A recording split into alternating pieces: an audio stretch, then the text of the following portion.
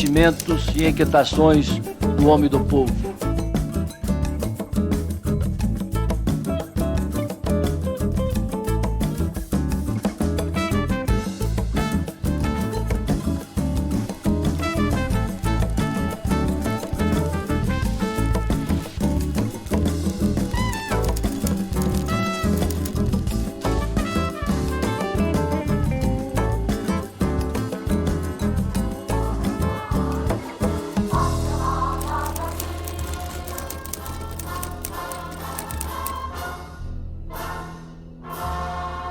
Olha, a economia brasileira ela já vinha sofrendo problemas desde os anos 1980, com a perda da eficiência do processo de industrialização. O Brasil optou por industrialização, por substituição de importações, em que você fechava a economia à concorrência externa e isso eliminava incentivos das empresas para serem mais eficientes, para gerarem mais produtividade, porque ela não tinha ninguém concorrendo com elas. Tá certo? E tudo isso foi afetando a eficiência da economia.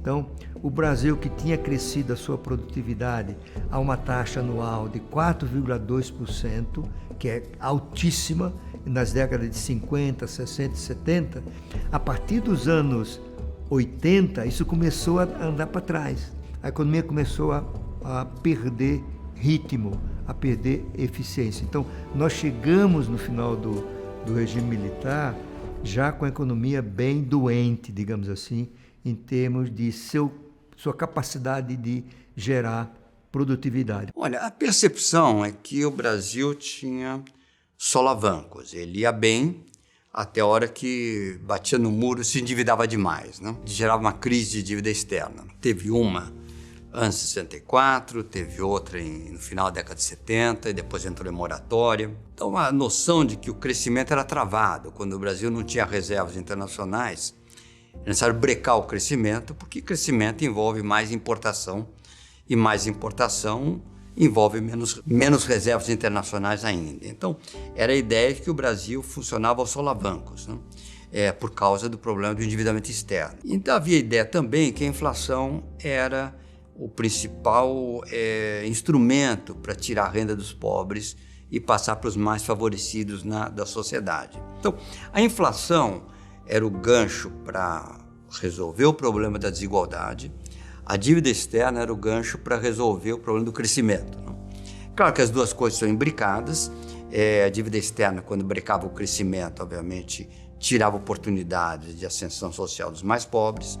A inflação, por outro lado, aumentava a incerteza da economia e criava um ambiente ruim para os investimentos, portanto o país crescia menos. Ainda no fim do regime militar, houve uma ilusão de que a gente poderia adotar no Brasil os instrumentos clássicos de combate à inflação, que são a taxa de juros e um regime fiscal próprio para reduzir demanda, com corte de gastos, né? Mas a inflação brasileira havia adquirido características tão singulares que esses instrumentos não funcionavam. Eu acho que é muito difícil a geração pós-Plano Real, não sabe exatamente o que é uma inflação, não sentiu na pele o que é inflação. O que a gente tinha eram imagens que de volta e meia aparecem aí de brincadeira pelas redes sociais, de você entrar no supermercado e junto com você tinha uma pessoa que ficava passando a maquininha de preços. Então você tinha que passar na frente do preço que ia ser reajustado. Ou você recebia o salário e corria para o supermercado. Porque um dia já tornava, você comprava uma cesta menor do que na véspera. Então era um caos. De corrida quanto o tempo. O salário não é que o salário não acabava antes do mês, às vezes o salário acabava na primeira semana que você recebia. A hiperinflação brasileira é única no mundo, porque os processos hiperinflacionários que ocorreram na Europa entre as décadas de 20 e 50 do século passado, elas ocorreram numa situação em que a moeda perdia duas de suas funções. A moeda geralmente tem três funções. A primeira é a unidade de conta, a segunda, reserva de valor, você pode deixar debaixo do colchão que ela não se deteriora, e a terceira é meio de pagamento, meio de troca. Quando os preços começam a subir, a moeda vai perdendo essas funções. Primeiro, ela perde a função de reserva de valor, porque ninguém guarda dinheiro em casa. Segundo, ela perde a função de unidade de conta, porque os preços vão subindo tanto que as pessoas não têm como referenciar uma mercadoria ou um serviço na sua moeda. E ela fica só como meio de pagamento, de troca para comprar e vender. E nesse caso, a defesa da sociedade é buscar uma alternativa, alguma moeda que seja razoavelmente estável e confiável. E naquela época era o dólar. Então as sociedades passaram a referenciar seus preços em dólar. Quando isso se generaliza, a inflação é determinada pela taxa de câmbio. Por exemplo, se a moeda americana se valoriza 10% na moeda local, logo os preços vão crescer 10% no dia. Certo? Então, por isso que tem inflações de milhões por cento, como foi o caso da Hungria. No caso brasileiro, ela tem uma característica muito diferente desses casos, porque dado o processo de indexação, os brasileiros começaram a se proteger da inflação se indexando a ela própria. Só que com o tempo, o que era algo para ser dois, três segmentos, quando começou a chegar a inflação, isso foi se generalizando. E o próprio governo foi incentivando isso. Então, como fazer? A primeira ideia é fazer o seguinte: congela todos os preços e salários num determinado dia e proíbe indexação por um ano.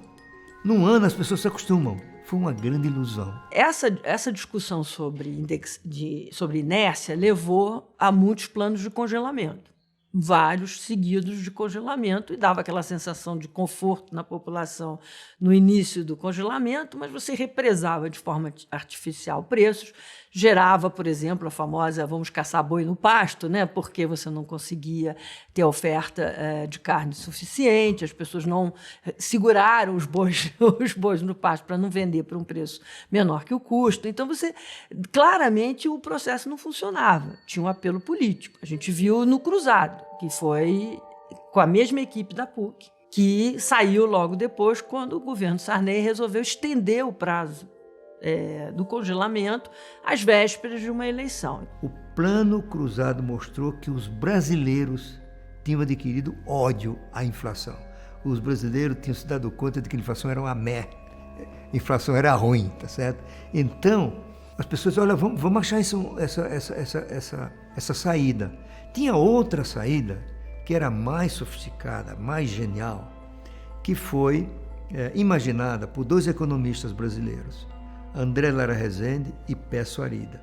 Na realidade, a ideia de um combate à indexação no Brasil como política anti-inflacionária, ela começa lá no Departamento de Economia da PUC, eu diria, no início dos anos 80, tá? Quando você reúne ali naquele grupo pessoas que pensavam em inércia inflacionária. Então você tinha Francisco Lopes, Edmar Baixo, Zé Márcio Camargo, e principalmente a chegada do Peço Arida e do André Lara Rezende, que tinham escrito juntos, e foi publicado em 83, o famoso artigo Larida, que era assim, a base da URV. O paper basicamente era uma ideia nova. O paper buscava dizer que você resolveria o problema da inflação brasileira através de uma moeda indexada. No paper, a moeda seria emitida. Era exatamente a URV do Plano Real, só que no paper ela seria emitida, ela não seria só virtual. André e eu logo depois chegamos à conclusão que o paper podia ser melhorado, mas aí já tinha ficado famoso, fazendo a moeda virtualmente, que é exatamente a URV, né?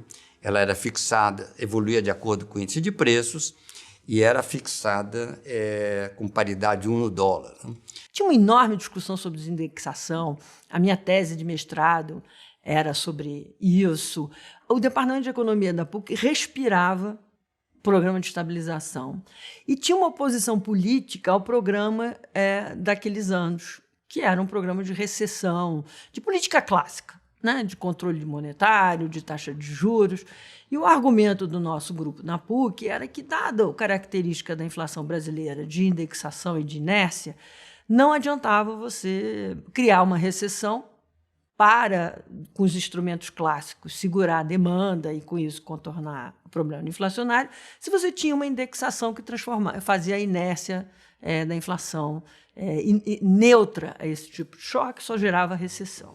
Em seguida veio o plano Bresser, que é de junho de 1987, em que ele achava que tinha uma fórmula de reajustar o salário que podia resolver.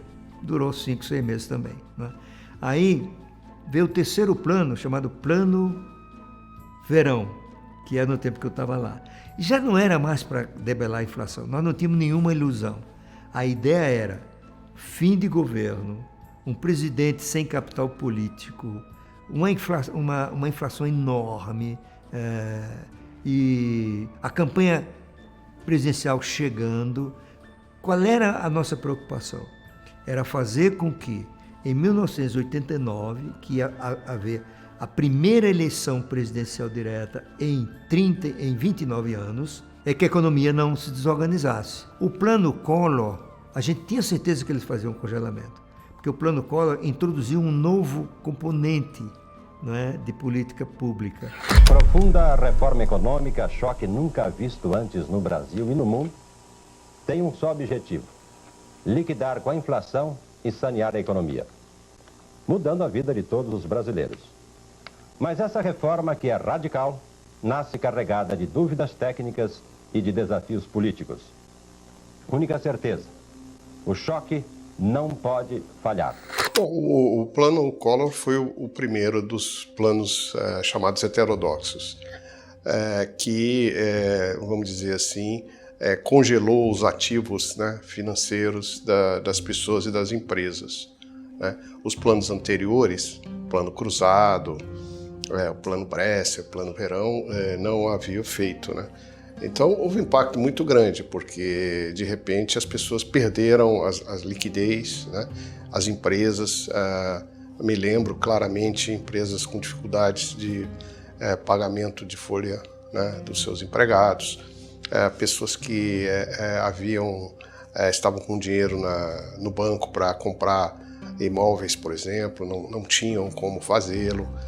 Então foi um impacto muito grande. Aí veio o segundo plano, o plano Collor II, que foi no mesmo ano, por volta de novembro de 1990, que também fracassou, certo? Então, tivemos 5 planos de congelamento, portanto. Bom, quando o presidente Itamar Franco assume, ele chama o presidente Fernando Henrique, então, como ministro de Relações Exteriores. Não havia nenhum pensamento de que, de fato, iríamos para o Ministério da Economia. Se você lembrar, o presidente Itamar trocava de ministros de forma muito frequente.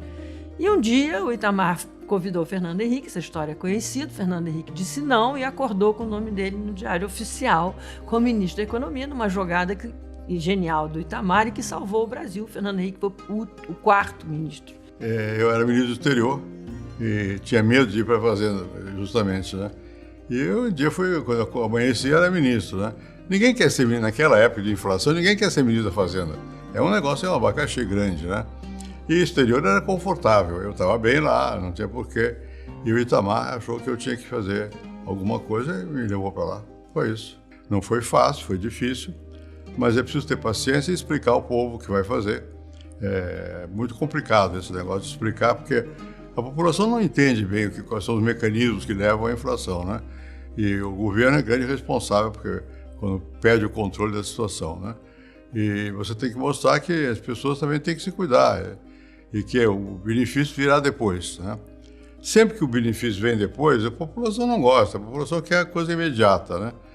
Agora, quando chega uma desordem inflacionária, como a que nós temos que enfrentar, é diferente, porque a população está tão irritada com a inflação que quando vem alguém que tem algumas ideias e fala quais são as ideias, a pessoa adere, né? O Itamar Franco delegou ao Fernando Henrique a tarefa do programa de estabilização e o Fernando Henrique confiava na equipe dele, sabia que ele tinha um grupo de pessoas excepcionais que pensavam no assunto há muito tempo. Então, essa discussão sobre governança, que eu acho que é fundamental para entender quando os planos dão certo e os planos dão errado, porque você não pode ter muitos ruídos o tempo todo. Foi o que aconteceu. O que eu fazia na época que eu fui ministro da Fazenda, do presidente Itamar, era falar muito, explicar ao país o que estava acontecendo. E tive uma boa equipe, né? E Se você não faz nada sozinho, você tem que ter equipe, né? E também era um plano que não ficava vazando tudo para a imprensa o tempo todo. Havia uma discussão entre eles até ter uma definição do que seria. E essa definição, então, foi introduzir o RV. Tudo começou lá ainda em meados de 93, depois em fevereiro você teve a introdução da URV e tal. Então ninguém foi surpreendido, né? Então houve um processo de comunicação prévia e tal. Então isso também ajudou bastante, né? Outra coisa que também fez diferença, e eu lembro que pegou imediatamente a ideia, ele falou, olha, vamos fazer uma coisa diferente dessa vez, a gente pré-anuncia as várias fases para fazer com transparência. O ministro Fernando Henrique Cardoso anunciou as 3 etapas do plano econômico. Primeiro vem o ajuste fiscal, um corte de 22 bilhões de dólares no orçamento, ou 5 trilhões e meio de cruzeiros reais. Junto com ele, o governo quer que o Congresso crie um fundo de emergência, reservando 15% de todos os impostos para pagar programas sociais. Ainda assim, é preciso mais dinheiro para equilibrar as contas. A ideia, então, é aumentar todos os impostos em 5%. Tipo, a primeira fase, que era fazer um ajuste fiscal, depois tem uma fase da URV, e depois, quando tivesse uma conversão substantiva de contratos, transformar em real. Como tudo isso foi pré-anunciado, havia uma confiança da sociedade, um caminho a ser trilhado, entende? Então, acho que do ponto de vista político, você ser transparente é extraordinariamente importante. Qual é a graça da URV? Ela não é um tabelamento imposto, né? Não vou dizer assim de uma hora para outra. Não, ela diz assim, olha, a URV vale tantos, nem lembro a moeda da época, cruzados, reais, sei lá o que era, a gente já perdeu a conta dos nomes das moedas. E vocês podem usar da maneira que vocês quiserem, a população vai escolher. Só que a gente não vai fazer nenhum controle sobre a moeda antiga. É como se você tivesse a moeda boa e a moeda ruim. E vamos deixar a moeda boa e a moeda ruim competirem entre si. E a população foi aderindo a essa tal dessa URV muito mais rápido do que a equipe imaginava. A URV valia 1.732 cruzeiros novos, né?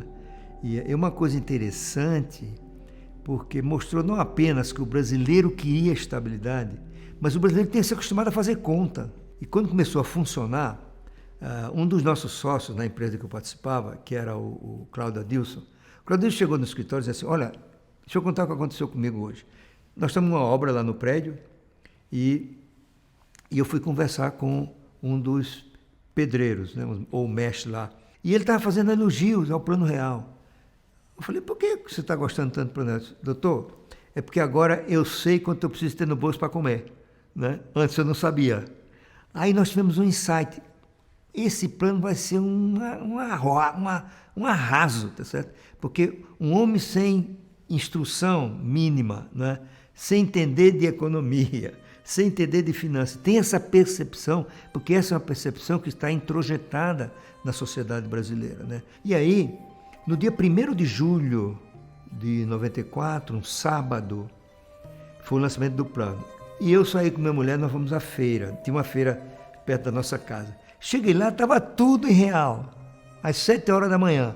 Tomate, cebola, carne, peixe, caldo de cana. Eu digo, o plano pegou, né? E aí, à tarde, nós íamos passar uns dias em Campo do Jordão. Cheguei em Campo do Jordão, tudo em real. E eu pagava na moeda antiga, o cara me fazia o troco em real. Ou seja, não tinha como não dar certo. Funcionou perfeitamente. Ao contrário do que se pensava, que podia aí sim gerar uma dolarização, o Plano Real se revelou um tremendo sucesso, né?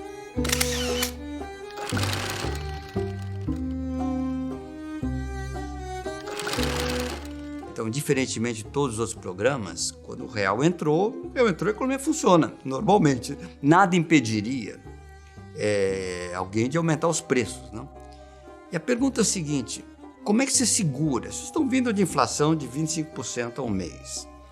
Já viram inúmeros planos fracassarem, planos que tinham congelamento de preço. Como é que agora, sem congelamento, pode dar certo? Primeiro que sem congelamento tem confiança. À tarde, o anúncio do plano confirma. Desta vez não há surpresas. Não há confisco, nem congelamento, ninguém mexe na poupança, não vai haver tablita. Como diz o próprio ministro da Fazenda, desta vez o que existe é um processo, que está começando agora e que, para dar certo, precisa do apoio do Congresso e da adesão voluntária da sociedade. Depois que o Congresso mudar a Constituição, o Banco Central começa a divulgar um novo indexador. É a Unidade Real de Valor, URV. Um índice que vai variar todo dia, junto com o dólar comercial. Então, o real que entrou valia $1 e em seguida o dólar valia 0,98, 0,97, 0,95 de real. Né? Então, a percepção que era uma moeda mais forte que o dólar, intuitivamente falando, foi muito importante. Isso foi uma ideia que eu tive numa reunião na qual a gente já está preocupado com o problema, porque ia ter taxa de juros muito alta, e o Banco Central tinha uma lista de medidas para brecar a entrada de dinheiro no Brasil. Né? Eu falei, olha, é muito melhor que fazer lista burocrática de medidas, deixa o mercado funcionar. Né? Então, deixa entrar, só que deixa o câmbio livre. E, de fato, teve um efeito psicológico extraordinário, porque o câmbio valorizou. Olha, a era do Fernando Henrique teve um grande avanço, evidentemente, logo no seu início, que foi o Plano Real.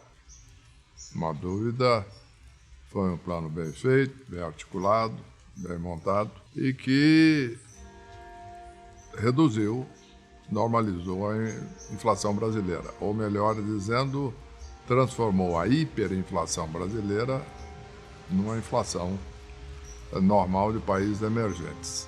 Eu não sei se existe uma era FHC, né? Mas eu acho que os benefícios foram o seguinte: o Brasil era bastante imprevisível. Nós temos um pouco de previsibilidade, um pouco mais de racionalidade ao gasto público, etc. E os empresários, quando você tem racionalidade do gasto, percebem isso, né? O período que vai de 84 até 94, ou eventualmente, se quiser, a década de 80, né? Foi o período da recuperação das liberdades democráticas, fim de censura, todas aquelas coisas que elemento fundamental de uma sociedade civilizada, pelo menos como a gente entende no Ocidente. O governo Fernando Henrique, o período pós-94, os primeiros anos posteriores a isso, é o período da estabilização.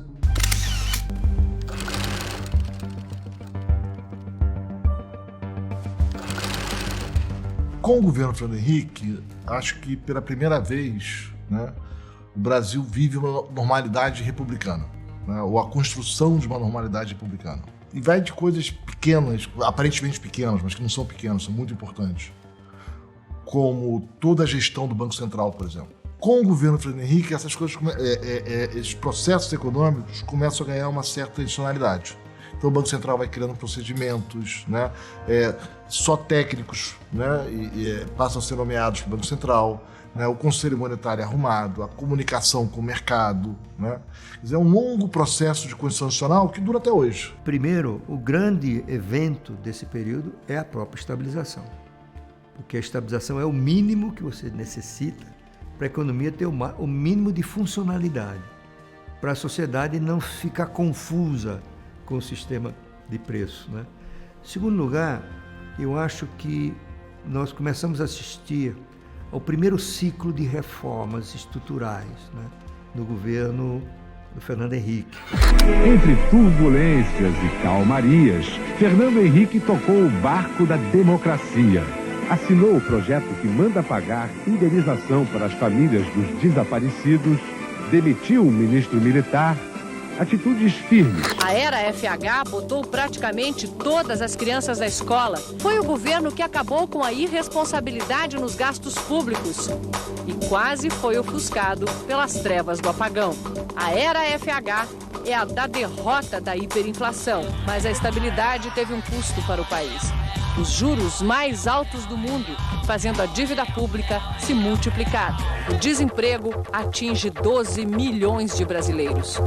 Se é verdade que houve alguns empregos perdidos em algumas indústrias, houve empregos que foram gerados em outras indústrias também. Será que nós estaríamos melhor se nós estivéssemos ainda funcionando naquele sistema de uma inflação alta, crônica e crescente. Será que alguém em sã consciência pode dizer que o Brasil estava melhor naquela ocasião? As empresas estatais se justificaram, numa certa época, para suprir uma falha de mercado. Você não tem capitais para fazer refino de petróleo ou em larga escala, o Estado faz. Você não tem capitais privados para dotar o país de uma rede de energia elétrica, o Estado faz. Mas tudo é ideia de temporária, porque a função do Estado não é ter empresa, é só para suprir uma falha momentânea. Naquele momento havia uma ideia de que você, primeiro, precisava aumentar a produtividade e eficiência na economia. Naquele momento, o Estado brasileiro estava quebrado, os serviços públicos estavam sucateados, então você tinha uma necessidade muito grande de investir em telecomunicações, energia elétrica e uma série de outros... E outras empresas estatais, se você quisesse continuar como estatal. Esse dinheiro não tinha.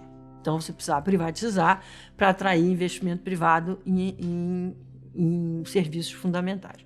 Também havia a ideia de um país que precisava melhorar a eficiência. Então, assim, não adiantava continuar com empresas de siderurgia, fertilizantes, que não tinha nada a ver com o Estado, podiam muito bem ser assumidos pelo setor privado, e deixar esse dinheiro parado em atividades que podiam ser assumidas para o setor privado. Então, a privatização tinha uma função muito clara de você tirar o Estado daquilo que ele não era necessário e focar não só a gestão como recursos públicos na atuação social, educação e saúde. Na medida em que a inflação cai, os bancos tiveram que se adaptar a isso. Vamos lembrar que os bancos, até a estabilização, até a queda da inflação, eles viviam majoritariamente, ou tinham suas receitas majoritariamente baseadas nos recursos que eram captados do público, então muito depósito à vista que entrava,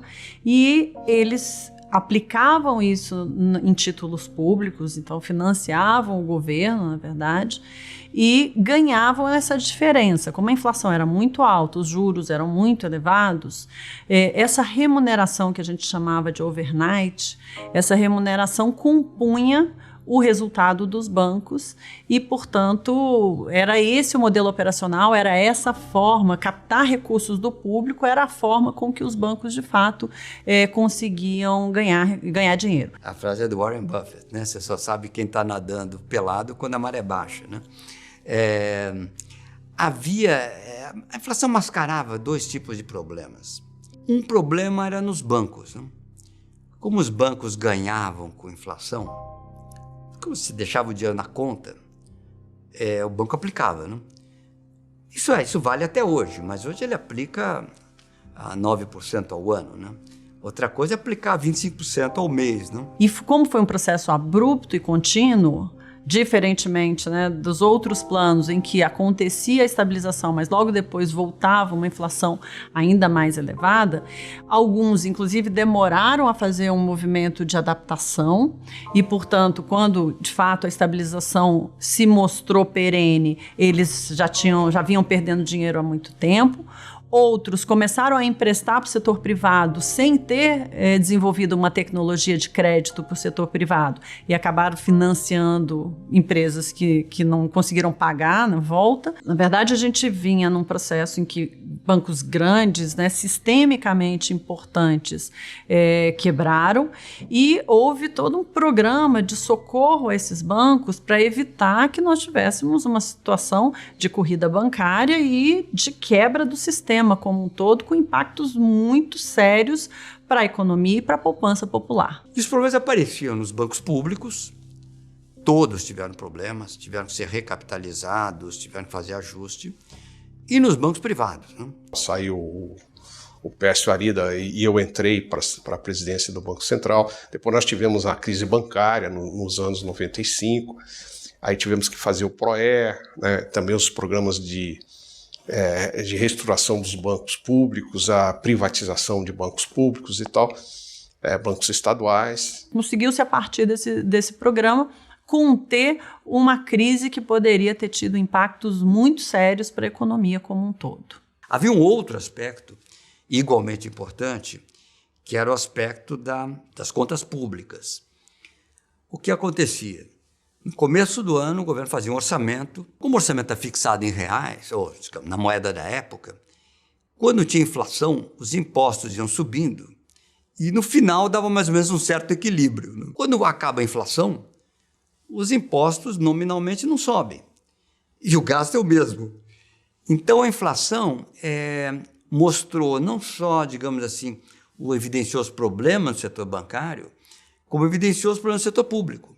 Apareceu um déficit que não tinha. Não é que houve a estrada do real tenha sido uma estrada tranquila. Ela foi recheada de episódios de risco, né? Mas que foram superados com sucesso, né? Olhando assim numa perspectiva de hoje, houve muito sucesso. Se fala que se poderia ter ido um pouco mais além em algumas reformas, como a reforma da Previdência, por exemplo, né?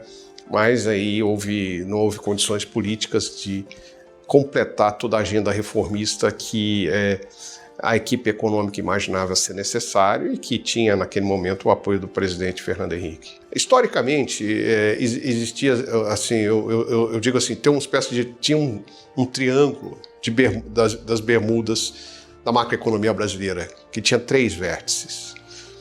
A inflação, o segundo vértice, a fragilidade externa, né, a vulnerabilidade externa, e o terceiro vértice, a vulnerabilidade fiscal, a questão estrutural que tem nas contas públicas. O tripé macroeconômico ele é uma conjugação de 3 instrumentos de política econômica, né, que são, em primeiro lugar, estabilidade da moeda orientada por metas para a inflação. Segundo lugar, câmbio flutuante, em que as intervenções do Banco Central não é para dar uma direção para a taxa de câmbio, mas para evitar volatilidades muito intensas. E terceiro, austeridade fiscal.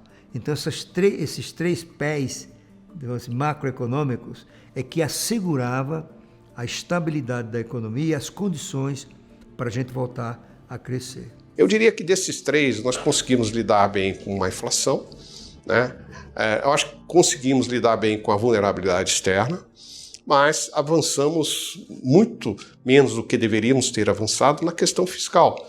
Tanto que hoje, nesse momento, a questão fiscal continua sendo o nosso pior problema macroeconômico e responsável, em última análise, por estarmos num período de inflação relativamente alta, com dificuldades de crescimento, etc. Em determinado momento ficou muito claro que essa era uma bomba que ia explodir, a gente precisava arrumar a casa, e o governo federal, inclusive, fez todo um programa de renegociação da dívida dos subnacionais, assumiu essas dívidas, e a Lei de Responsabilidade Fiscal veio para evitar que nós vivêssemos novamente um processo, né, de desorganização fiscal em todos os níveis federativos.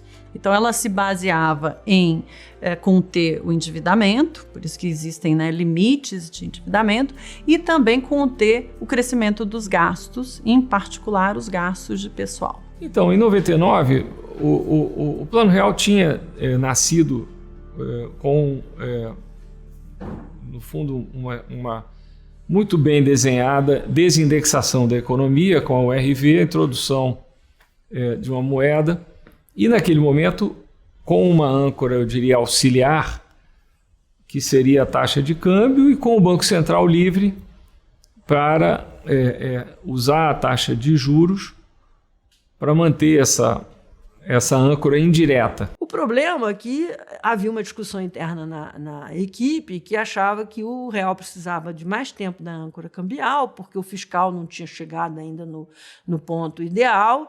E aquilo você foi segurando o câmbio até que explodiu no final de 98, teve um ataque cambial com a consequente desvalorização. O que acontece? Para você manter o câmbio muito tempo como âncora, e um câmbio que estava claramente, o real estava valorizado demais, você aumenta os juros e a dívida para continuar atraindo capital para o Brasil, né? O Brasil recebia capitais para financiar a dívida.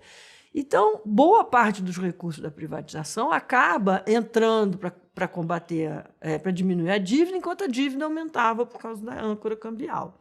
Então, isso foi um desajuste. Então, isso se chama de âncora cambial, porque é uma forma de se tentar eliminar a inflação do sistema, é conectar a moeda do país, no caso do Brasil, com a moeda de um país que tem inflação baixinha. No caso, tipicamente seria o dólar. Até que no início de 99 a taxa de câmbio não aguentou, e aí foi preciso repensar na âncora. E a tal da âncora, repetindo um pouco, é uma forma de se estabilizar a taxa de inflação. Então, naquele momento, foi preciso tomar uma decisão. Eu fui chamado naquele momento para presidir o Banco Central. Estava claro que o ajuste fiscal que se fazia necessário de fato estava ocorrendo. Então, uma perna do tripé era e é o sistema de meta para a inflação. Ele tinha como pés de apoio a responsabilidade fiscal e o câmbio flutuante. E por que o câmbio flutuante? Porque o Banco Central não pode ter dois objetivos ao mesmo tempo. Ele tem um instrumento, que é a taxa de juros. Então você segura o câmbio ou a inflação. A opção foi feita pela construção do tripé desse jeito. O Banco Central usando a taxa de juros para cuidar da inflação e o câmbio flutuando, e tudo isso apoiado por um sistema de responsabilidade fiscal que durou bastante tempo. A lei de responsabilidade fiscal acabou sendo aprovada depois do lançamento do tripé, mas nós já agíamos naquela altura como se a lei estivesse em vigor. Foi aprovada uma lei de responsabilidade fiscal que criou limites à expansão do gasto, criou limites à ampliação dos gastos simplesmente de custeio, né? O Brasil viveu grandes evoluções no período pós-Plano Real, né? Então, o governo Fernando Henrique, ele organizou, digamos, as finanças públicas brasileiras. Isso também foi muito importante. E também ele começou uma ação social que advém da Constituinte de 88. A Constituinte de 88, ela reconhece que o Brasil é um país com muita pobreza, muita desigualdade. Então, o governo deveria entrar nesta seara, devia colocar mais recursos para saúde, educação, e declara a universalização da saúde. O que quer dizer? A saúde é ao alcance de toda a população e não só dos que têm planos privados. E o Fernando Henrique deu início a uma melhoria na área da saúde, área da educação, etc. No segundo mandato do Fernando Henrique, se começou a estabilizar a economia. 2000 foi um ano de crescimento, mas quando as coisas pareciam muito bem, chegou em 2021, teve o apagão, aquela falta de luz. Em 2001. Faltou luz, mas sobrou energia para lutar contra as trevas do apagão. O medo da escuridão assombrou o país. Reservatórios vazios e um governo cheio de desculpas. Bem, uma coisa ficou certa: quem pagaria a penitência? O engajamento de cada um de vocês é parte da solução. E depois, aí se juntou uma série de outros eventos, né? Então você teve óbvio 9/11 e depois a gente teve também a questão da Argentina. Enfim, era um momento que o Brasil teve muitos choques, e aí você chegou em 2002 com uma economia bastante machucada. Era também um período muito diferente em que o Brasil tinha falta de reservas cambiais. Tudo isso gerou uma saída de capitais, além dos problemas fiscais, na medida que não foi possível fazer a reforma fiscal necessária depois do Plano Real, por questões de resistência política do Congresso, etc, etc. Olha, eu acho que aí o PT tem responsabilidade. Eu acho que já no governo Fernando Henrique, a grandeza que é o Fernando Henrique e a equipe econômica do governo, e o Pedro Parente também, tá? A grandeza que eles tiveram na transição foi ainda mais surpreendente, porque eles passaram, né, deixaram para trás todos os ataques por vezes levianos ou falsos, que sofreram da esquerda naqueles 8 anos. Tinha problema ali? Claro que tinha. Vamos combinar que ninguém está preocupado em separar o que é problema de verdade e o que não é. Mas tinha muito ataque leviano, superficial, malicioso, que é mais a vontade de destruir o outro, tinha. O fato concreto é que, quando terminou o governo, devido à ameaça do Lula, saída de capitais, conjugada com esta questão de uma evolução constante de despesas públicas e um endividamento constante, em 2003 a situação chegou a um ponto onde o Brasil tinha 15 bilhões de dólares de reserva e devia 30 bilhões de dólares ao FMI. Portanto, uma situação praticamente de insolvência externa.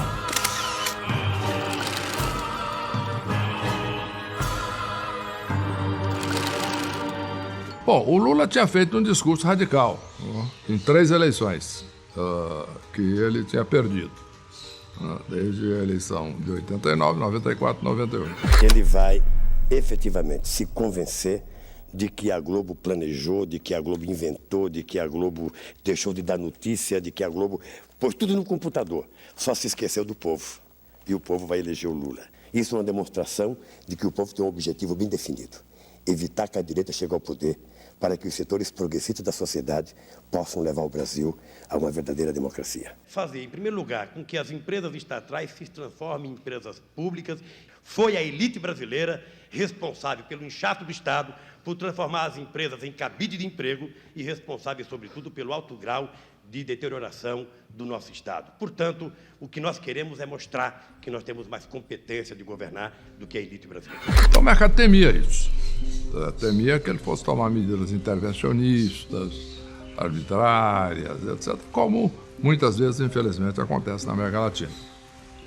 Ele escreveu, durante o ano de 2002, a Carta aos Brasileiros, em que ele se comprometia a fazer uma política diferente, uma política de respeitar contratos, uma política de abrir mercados, etc. Mas, na realidade, as pessoas viam aquilo com muita desconfiança, com muita suspeita, não tendo certeza se aquilo, de fato, iria ocorrer. Então, era uma situação de preocupação. Então, quando veio a transição, teve a surpresa, né? Que o governo Lula acabou optando por um caminho, se algo mais ortodoxo ainda do que tinha até então. E acabou sendo uma transição muito suave. Apesar da grave crise que a gente viveu naquele 2002, né? A inflação foi a 3% mês, né? Os juros foram lá para cima. Com o primeiro governo Lula, o tripé funcionou, porque o governo Lula, embora ele tivesse prometido uma ruptura na política econômica e em outras áreas do Estado, né? O Lula, muito espertamente, ele decidiu continuar a mesma política econômica do governo Fernando Henrique. Então, o tripé do primeiro mandato foi mantido. A gente sabia na transição que estava entrando em 2002, 2003, uma recessão. Mas eu acho que tanto a imensa grandeza da equipe Fernando Henrique e do próprio Fernando Henrique, para tentar acalmar e garantir os instrumentos e ajudar na transição, quanto que eu acho que a opção que a liderança do PT fizeram naquele momento, falar, olha, não vamos fazer direito, vamos tomar cuidado aqui, porque esse negócio pode dar bobagem. Né? E acho que aí o Lula teve um papel muito grande nisso, toda a cúpula do PT, para assim, olha, vamos ser mais cuidadosos, porque pode dar errado. Tá? E aí conseguiu fazer uma transição, talvez transição das mais suaves da história do país, né? Apesar da crise econômica, suave do ponto de vista da política. Né? Tanto é que no começo de 2003, 2004, muitas das reformas que o governo aprovou com o apoio da oposição. Tinha diálogo. E ele foi um líder de centro, ele caminhou para o centro. Convidou para a principal área econômica do governo, o Ministério da Fazenda, economistas liberais conhecidos por ideias distintas daquela que defendia o próprio partido, como é o caso do Marcos Lisboa, o Joaquim Levy, não é? Então, o Lula realmente era um líder de esquerda diferente. Então, não era possível E nem era o melhor caminho essas posições mais radicais. Então nós tínhamos clareza que tínhamos que começar com uma posição muito moderada, que nós tínhamos que cumprir todos os contratos. Aliás, a gente dizia isso claramente, íamos seguir as normas, íamos cumprir as regras do Fundo Monetário. Mas alguém pode achar que isto é uma promessa que não vai ser cumprida. Muitas vezes os políticos fazem isso, né?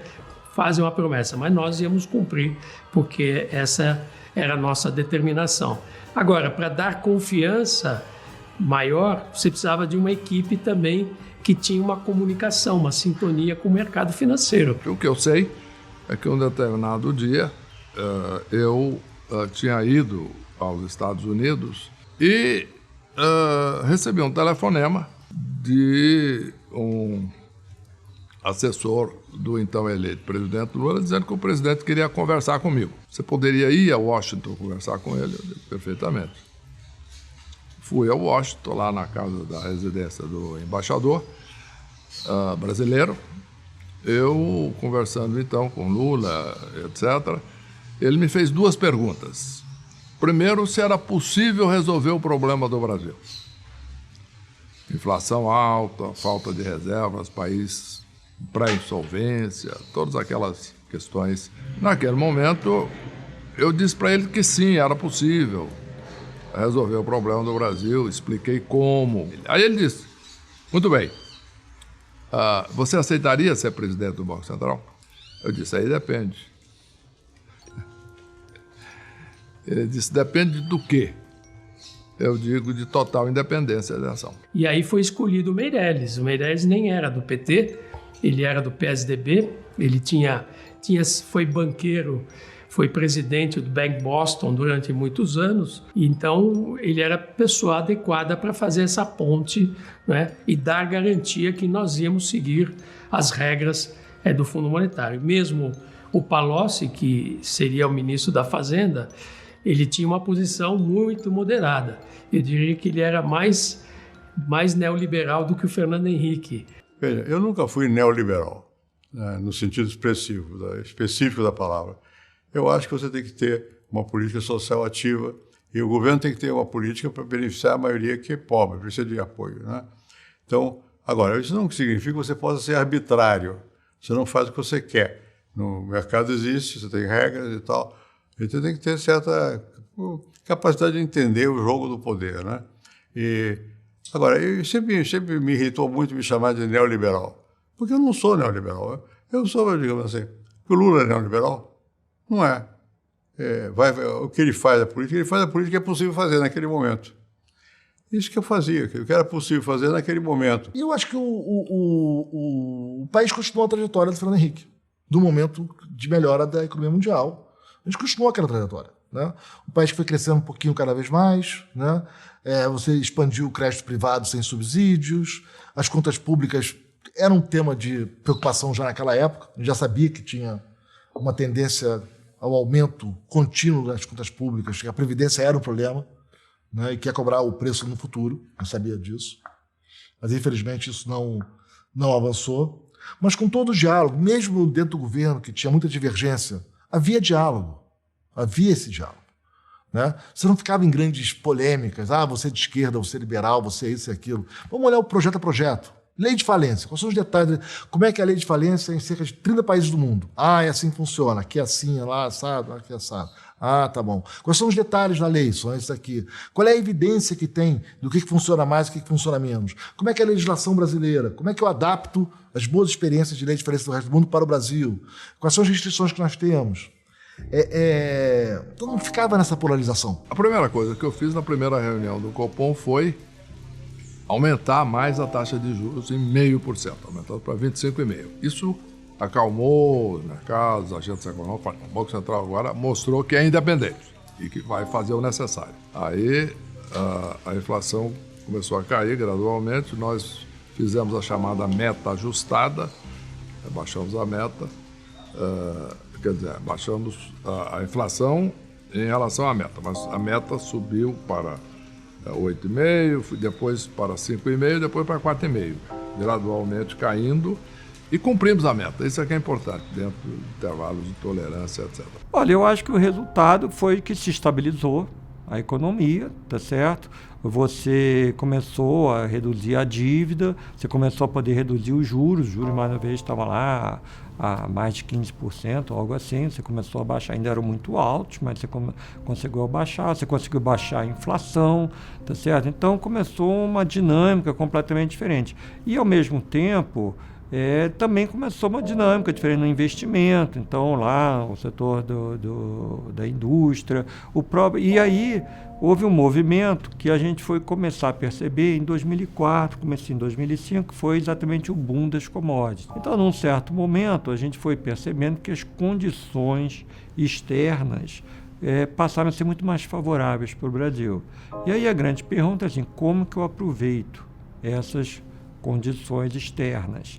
Então, como eu falei, passou a ser possível você dar um aumento real do salário mínimo. O salário mínimo naquela época era muito menos que até hoje, do que chegou num certo momento. Dava para fazer isso sem estressar as contas públicas. Para se ter uma ideia, naquela época,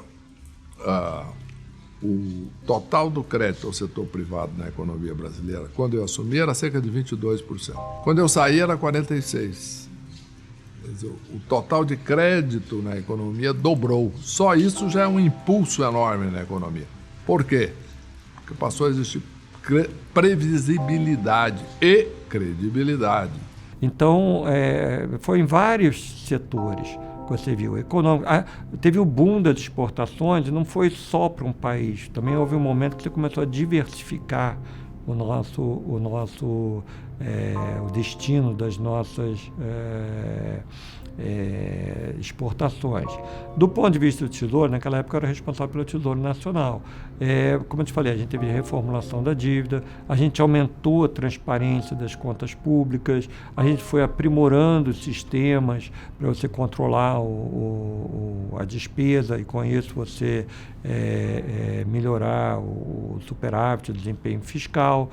Houve uma série de reformas na parte da tributação também que melhoraram, diminuir, por exemplo, o imposto quando você movimenta. Na época ainda tinha CPMF, então você diminuir o impacto do CPMF. Enfim, é um conjunto de coisas que, enfim, acabaram nos permitindo o Brasil ter uma década bastante favorável. Bom, infelizmente o Meirelles continuou com juros muito altos. A maior parte dos economistas dessa linha de pensamento acreditavam e ainda acreditam na linha de um governo intervencionista. Então, um governo em que gasta recursos públicos para incentivar a economia, como se não existisse uma dívida a pagar, né? Como se isso não estivesse gerando um aumento da dívida. Esse é o primeiro problema. E o segundo problema é uma crença de que inflação mais alta não tem problema, o que levou a todas essas crises que o Brasil já tinha vivido e que é obviamente equivocada. Então, eles discordavam da política do Banco Central de controle rígido dos juros e de todo o esforço e foco para colocar a inflação na meta. A gente avançou muito no crédito e nós tínhamos também o BNDES, que emprestava mais, né, digamos, podia emprestar com taxas menores para programas de investimento. Liquidamos o Fundo Monetário em 2005, não ficamos devendo nada para eles.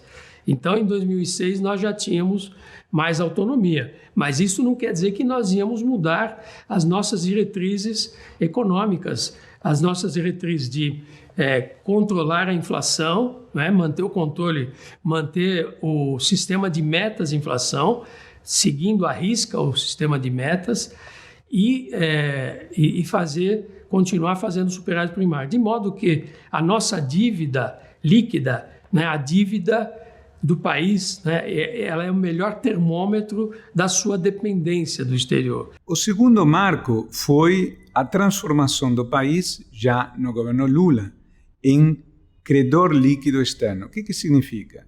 Significa que o país continua a ter dívida externa, mas tem um volume de reservas internacionais maior do que a dívida externa do país. Eu dividiria assim, Fernando Henrique I e II e Lula I pertencendo ao mesmo espaço.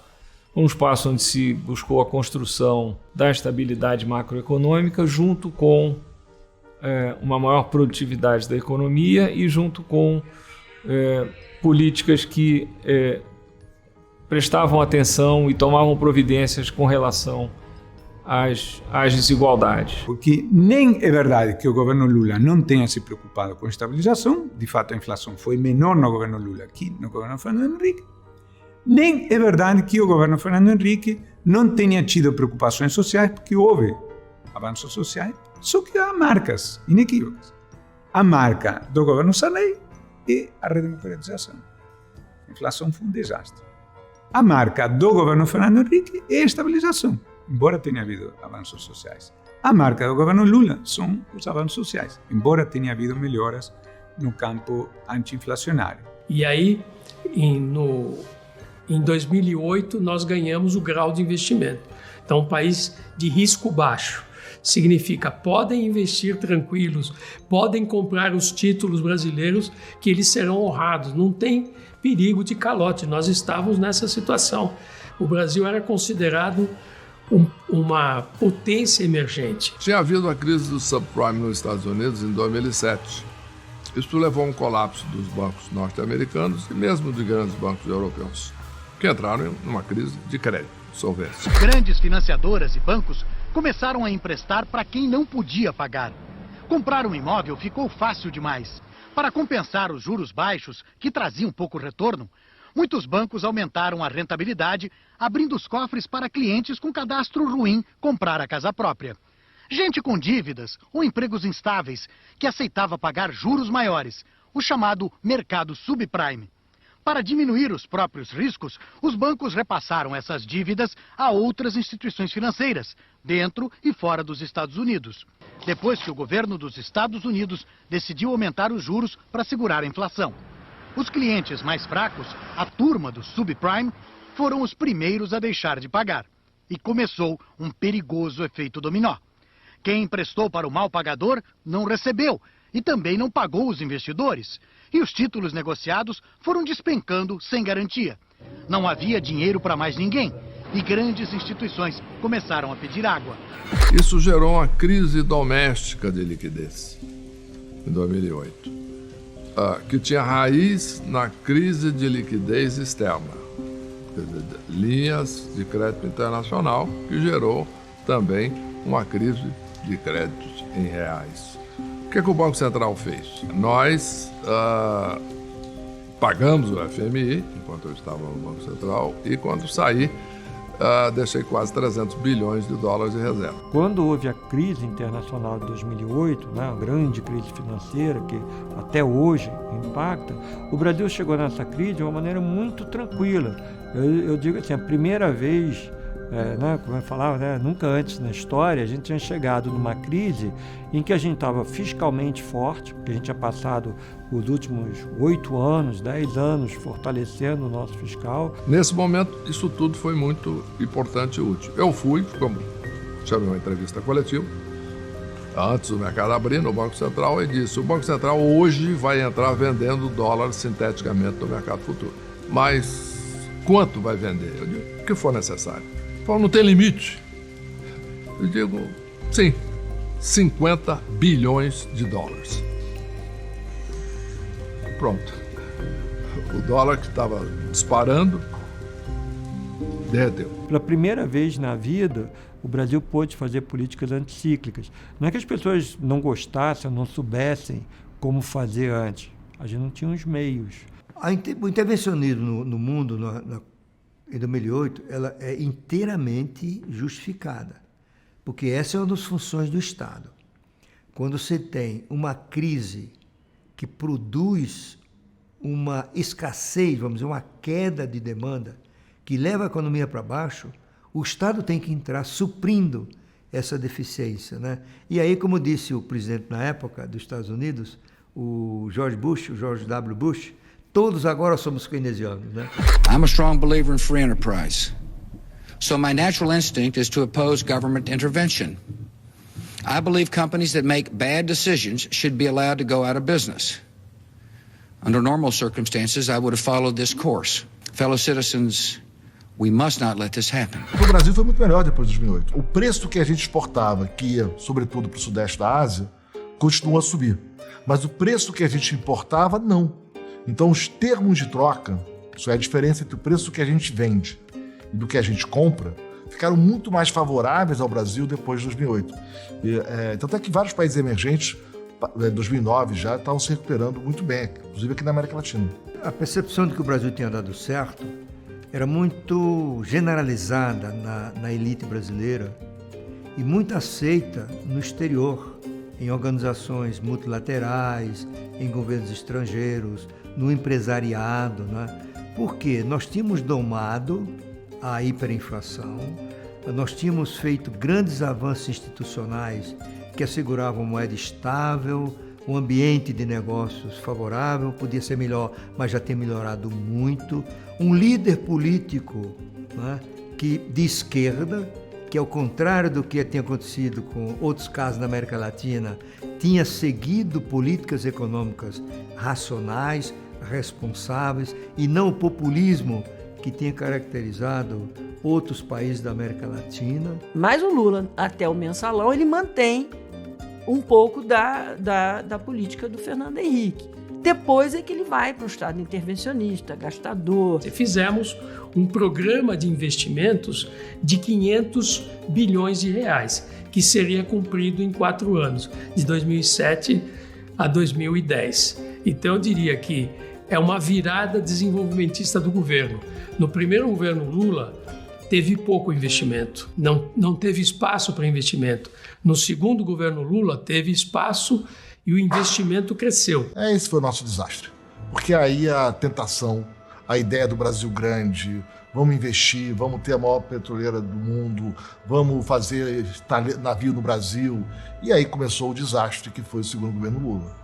O PAC era assim, era um programa, não era só um programa de infraestrutura, era um programa que aumentava o crédito, diminuía os juros do BNDES, a TJLP, desonerava alguns setores, diminuía a tributação. O salário mínimo subiu 53% no período Lula, é muita coisa, né? Real. Eu acho que ali, de novo, eu não gosto muito de personalizar ali, nem acho que é o caso, nem acho que se justifica.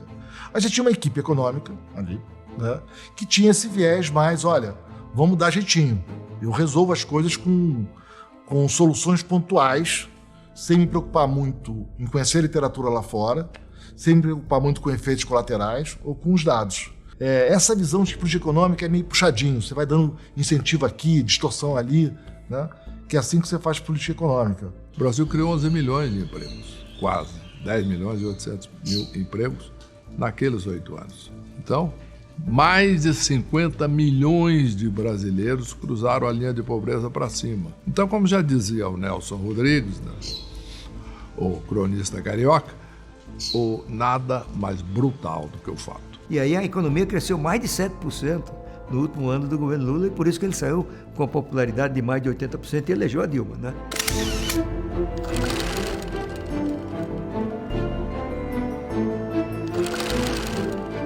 Bom, eu acho que as pessoas acreditavam que o futuro iria ser melhor, cada vez melhor. Quando nós começamos o governo Dilma, também estávamos animados. Eu agradeço a vocês terem vindo de todos os cantos do nosso país nessa marcha da esperança para dizerem sim ao futuro do Brasil. Só que a crise não tinha terminado. A crise começou em 2008. Aparentemente, ela tinha terminado em 2010. Né? As projeções do Fundo Monetário, de especialistas no assunto, era de que, bom, nós superamos a crise em 2010. Né? Todos os países tinham se recuperado. Tinham levado um tombo, a maioria tinha levado um tombo PIB negativo de -5, -6, -8, mas tinha se recuperado. Só que, na verdade, essa crise de 2008 é uma grande crise financeira, uma crise mundial. Não era uma crise localizada. Então, ela ainda ia criar muitos problemas, né? Eu acho que ali começou, mas eu acho que o ponto decisivo foi a crise de 2008. Na crise de 2008, aí, né, as amarras foram soltas. E aí você começa essa agenda expansionista, intervencionista, discricionária, né, generalizada. Então, os programas do BNDES ganham um vulto maior, o fortalecimento da Petrobras, as regras de conteúdo nacional, né, as medidas de proteção de comércio exterior, distorções tributárias. Aí começou, né, medidas que vai cobrar um preço do país 4, 6 anos depois. E até hoje nós estamos pagando o preço disso, porque não vai ser muito fácil recuperar esse terreno perdido. Houve um relaxamento progressivo, principalmente a partir de 2009, 2010, que já levaram a abrir as portas para as despesas públicas crescentes do governo seguinte, que foi o governo da Dilma. A gente parecia que estava tudo maravilhoso, né? Tinha lá a capa do Economist com o Cristo voando e tal. Eu acho que aí não houve um entendimento que, sim, teve o terceiro componente. A gente chegou na crise bem, com reservas, com isso, mas havia outros componentes que eram função da política anticíclica dos grandes países, tá certo? E aí o que aconteceu? Essa política anticíclica ela é temporária. E aí quando ela foi começando a diminuir, aquele impulso todo que a gente teve começou a cair. Mas naquela época, o Lula achou que não, agora está todo mundo intervindo, vamos intervir também. E isso acelerou o rol de erros e jogou o Brasil numa recessão e num retrocesso. O primeiro governo Lula foi em alguma direção, foi na direção ainda de ser fiscalmente mais responsável ainda, né? Mais ortodoxo, se quiser chamar assim, do que o governo Fernando Henrique, né? O sucesso no Brasil tem sido o nosso desastre, né? No que essa agenda começou a prosperar, o país voltou a crescer, né? A estabilidade foi confirmada, um bom momento da economia mundial que ajudou imensamente o Brasil, né? Você consolidou programas sociais no Bolsa Família, o mercado de crédito privado finalmente começou a se desenvolver, inclusive para as famílias com consignado, por exemplo, ou alienação fiduciária para automóveis. Esse foi o nosso desastre. O Lula pós 2008 foi vista pelo Lula como, tem uma expressão em inglês difícil, permissão para matar, né? Uma license to kill. Olha, aqui é o colapso do capitalismo e agora dá para ser o desenvolvimentismo que eu, digamos, gosto, né? E aí começou a BNDES, campeão nacional, eleger a Dilma, enfim, foi aquela confusão enorme. A Dilma foi um péssimo governo, terminou no impeachment. Se chamou de nova matriz a um conjunto de políticas adotadas na época do governo Dilma que basicamente mudavam dois parâmetros importantes que tinham norteado a política do próprio governo do PT nos anos anteriores, que eram taxas de juros ainda relativamente altas, e aí naquele contexto de taxas de juros elevadas e uma grande abundância de capitais, uma apreciação cambial. Então, entendeu-se esta nova matriz como uma mudança de orientação da política econômica que, resumidamente, jogaria os juros para baixo e o câmbio para cima. A nova matriz foi uma invenção que foi desenhada nessa época, na época Dilma, e foi assim alardeada como uma grande inovação para fazer o país crescer. Ela era, na prática, era um modelo de concessão muito abundante de crédito subsidiado. Era um pacote que tinha assim, bastante a ver com um modelo que vigorou durante a fase final do governo militar foi uma estranha nostalgia, porque ela foi nostalgia de algo que deu errado. A ex-presidente Dilma consagrou a expressão gasto é vida nesse período e, na verdade, acabou sendo morte. Ocorre que tudo isso se deu num contexto em que havia um conjunto de outras políticas sendo adotadas, algumas delas bastante ruins. Acredito piamente que o Brasil vai entrar numa nova fase. Eu acho que nós temos todas as condições, ao contrário do que dizem alguns que disputam comigo, eu acho que o Brasil hoje tem condições robustas para passar por uma nova fase. E a Dilma começou criando a nova matriz macroeconômica. Um desastre, não é? Essa nova matriz econômica intentava ter uma forte intervenção na economia, controlar o câmbio, enfim, ser menos rigoroso na política monetária. Então nós começamos o governo, eu aumentei o superávit primário no governo Dilma, porque eu achei que a economia estava aquecida. Só que aí veio a notícia de que a economia internacional estava mal, aí nós tivemos que começar a reduzir a taxa de juros, mesmo porque a taxa de juros elevada estava atraindo muito capital internacional. Esse capital que estava sobrando aí no mundo entrou no Brasil. Só para você ter uma ideia, em 2011 o Brasil iria receber mais de 100 bilhões de recursos externos, de capital externo, né? Para vir porque a nossa taxa dava lucros muito grandes que eles não tinham em lugar nenhum. E como entrava muito dólar, a nossa taxa cambial se valorizou. Eu me lembro que naquela época eu recebi um grande investidor internacional, investidor em shopping centers, para eu ter ideia. Não tem nada a ver com isso. E ele estava com investimentos programados no Brasil grandes, e ele me chamou, e eu fui conversar com ele, etc.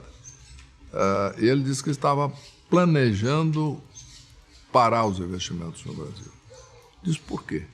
Falou, não, porque a presidente está intervindo na economia. Isso é o Brasil velho. É uma visão de mundo que é assim que as coisas funcionam, né? Eu vou incentivar a indústria de sapato, tá? O pessoal de sapato está com problema. Aí eu dou um negócio aqui. O fulano aqui tem um negócio. A loja de brinquedo agora tem uma coisa, não consegue. Aí você vai distribuindo essas pequenas benesses. Táxi, taxista, né? Coitado do taxista, está em dificuldade, né? Olha, isso é a coisa mais comum. Você pega... não, porque eu tenho... A minha filha, ela é pedagoga. Os pedagogos estão sofrendo muito. Tem que dar uma ajuda para eles. Olha o caso da agricultura mais prática. Onde o Estado deu apoio, café e açúcar, com o Instituto de Açúcar e do Álcool e com o Instituto Brasileiro do Café, a agricultura deu problema. Onde não tinha Estado, olha o caso da laranja, o caso da soja ou do açúcar em São Paulo, imagine, nós tivemos um desenvolvimento extraordinário. Hoje, na verdade, o polo dinâmico da economia brasileira está nessa agricultura, que é a que não teve apoio estatal. Teve apoio estatal da forma correta, com tecnologia, com invenção de novas sementes, etc., mas não subsídios. Aí a Dilma vai para o excesso, né, completo, assim, vai no total intervencionismo, indução de crescimento, dinheiro para o BNDES, e gera a recessão que chegou. Só não estranha crescer pouco. Só não estranha isso porque não tem jeito, né? De novo, a economia de mercado funciona quando tem competição, quem é menos eficiente quebra, né? Aí a fábrica é vendida, aí quem é mais eficiente compra a fábrica de quem quebrou, aí quem perde emprego, quem consegue emprego lá. Estados Unidos tem uma das menores taxas de desemprego dos países desenvolvidos, historicamente. O que não quer dizer que não tenha muita destruição de emprego todo ano. Tem muita. Todo ano fecha muita empresa nos Estados Unidos e abrem muitas empresas. Aqui eu vou utilizar uma expressão do saudoso Regis Bonelli, um amigo falecido há alguns anos, um economista participante ativo do debate. E ele tinha uma expressão, uma vez almoçando com ele é um cara muito engraçado, muito irônico, e se referindo a essas políticas, dizia, Fábio, são as políticas do Pimba. que é isso, Regis? Pimba é o seguinte, lembra aqueles desenhos animados, né, de uma hidrelétrica? Então, a hidrelétrica começa a ter um furinho, aí você vai lá e pimba! Né? Você tenta parar aquele vazamento, mas aí a pressão se acumula e passa a ter um buraco em outro lugar. Aí você vai lá e pimba! Faz outra intervenção, mas aí depois tem mais pressão e depois a água estoura por outro lugar. Você vai lá e pimba! Então, o que acontece com o sistema de controle de preços é se você começa a gerar distorções e essas distorções acabam gerando outras distorções. Todos os grupos importantes brasileiros tiveram crédito do BNDES. Me fala qualquer grupo, eu vou te dizer que todos eles, eu diria que 90% do setor industrial teve financiamento do BNDES na sua origem. Pode pegar, me fala qualquer empresa, Votorantim, Klabin, a Vale do Rio Doce, a Embraer, nenhum deles existiria se não fosse o BNDES, tá certo? O BNDES estabelece regras, né? Ele é um banco. Embora seja um banco público, mas ele tem a estrutura de um banco. Ele tem comitês que aprovam os projetos. E aí a gente foi descobrindo ao longo de 14 e gastou quase um ano para entender o que estava acontecendo com as contas públicas. Mas houve um mascaramento das contas públicas do Brasil que, para mim, é uma das maiores agressões da democracia. Né? Um governo que usa de vários tamanhos artifícios para esconder o que está acontecendo com os números, para dar dinheiro para os estados sem aparecer no balanço. O Tesouro fala para o BNDES, olha, você pode emprestar mais barato, que é o PSI, tá? Que eu vou recompensar você. Tá aí tudo bem. Né? Eu acho errado, do ponto de vista da maneira como foi feito, e foi feito de maneira muito mal feita. Agora é o seguinte, você empresta, eu vou pagar você, agora eu só vou reconhecer que eu devo a você daqui a 2 anos. Mas como assim? Então, no balanço do BNDES, ele tem um crédito a receber do Tesouro. Você olha o número do Tesouro, ele não deve nada ao BNDES.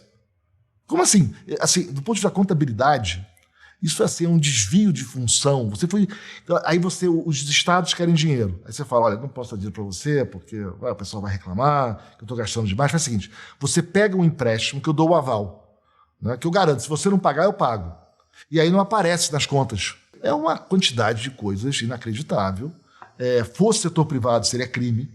E eu acho que é um desrespeito com a democracia e com a sociedade impressionante. Como é que você mascara para a sociedade o que está acontecendo com as contas do governo?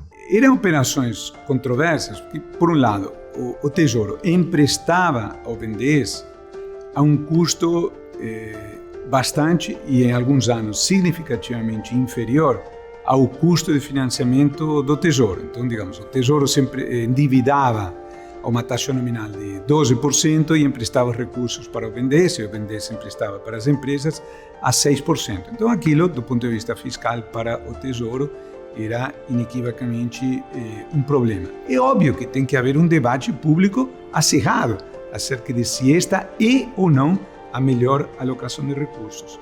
Mas não é verdade que tenha havido em pequenas e médias empresas preteridas por esse processo. Houve um processo histórico, econômico, né, em circunstâncias muito específicas do país, que levou o BNDES a ampliar muito os seus empréstimos. Não apenas para grandes empresas, mas também para micro, pequenas e médias empresas. Houve uma explosão dos empréstimos do BNDES no período. Nós tivemos experiências muito ruins de um estado indutor de investimento. Se você olhar o BNDES, desde o governo Lula até o final do governo Dilma, foram colocados no BNDES 500 bilhões de reais.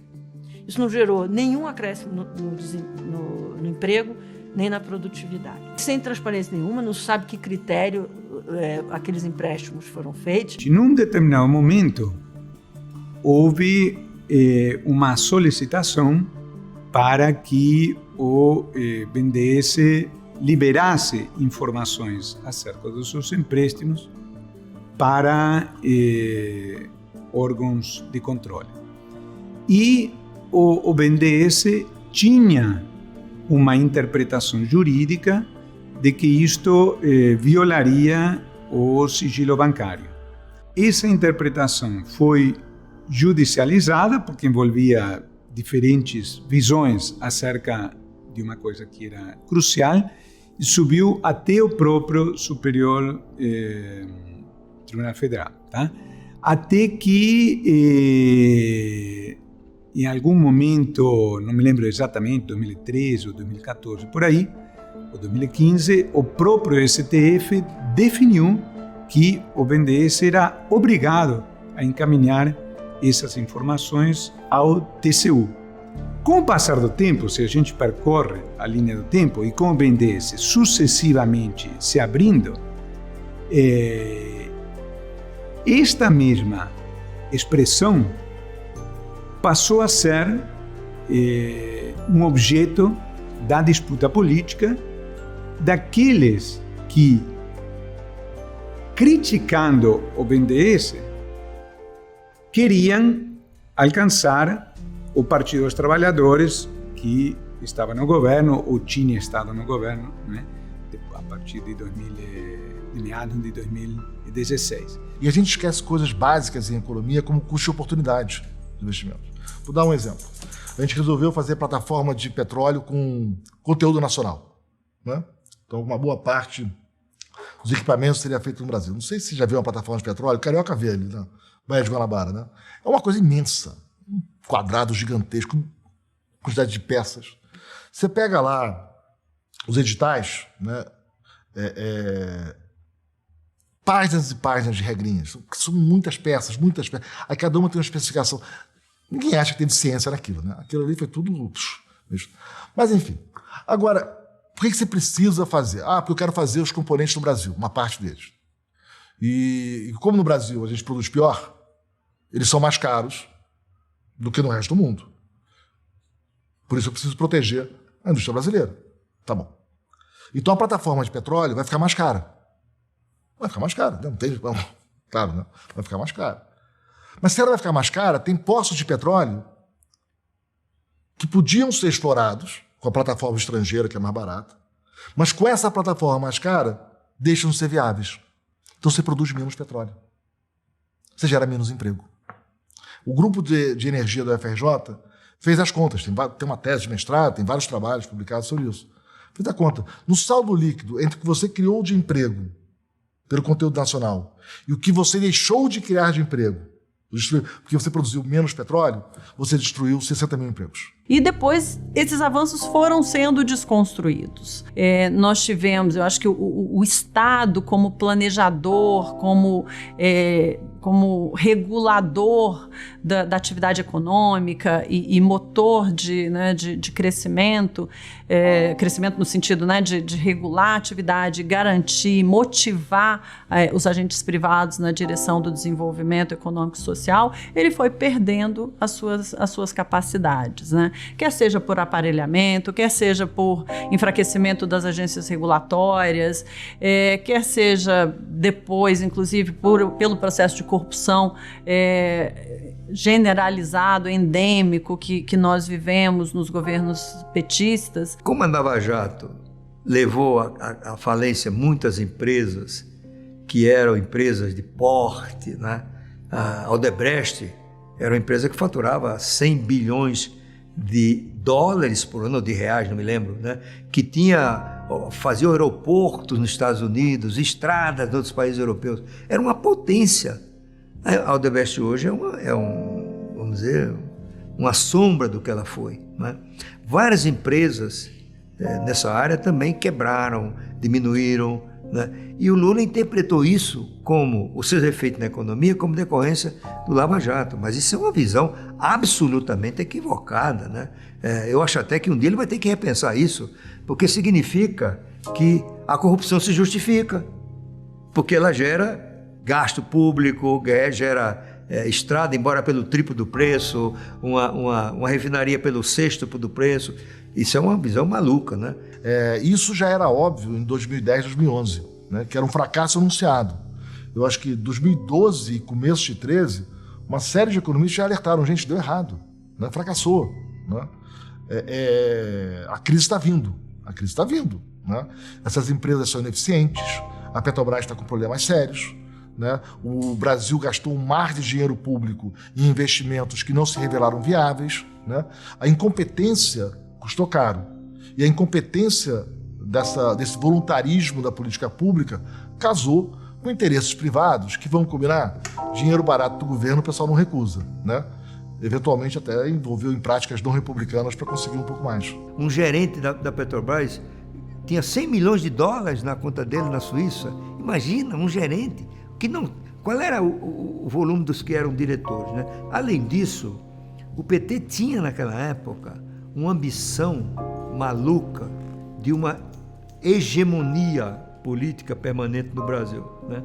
Então, para isso, ele precisava comprar o Congresso, ele precisava comprar a classe política, e para isso ele precisava de dinheiro, né?